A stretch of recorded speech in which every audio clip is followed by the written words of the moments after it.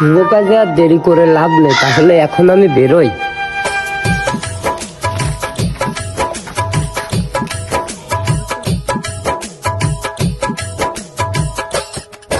এই সামনে এই দিন দুপুরে পাঞ্জাবি পরে বর্ষে কনে যাতেছি?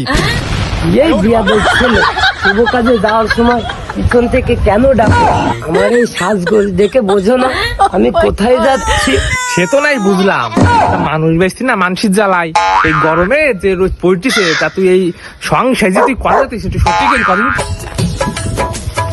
এমএসদা তাহলে শোন, আজকে এসএসসি পরীক্ষার রেজাল্ট দেছে, বুঝেছি? যাচ্ছি গার্লস স্কুলের সামনে, প্রত্যেক যে মেয়েটা ফেল করবে সুজা তোর বাড়ি চলে যাব।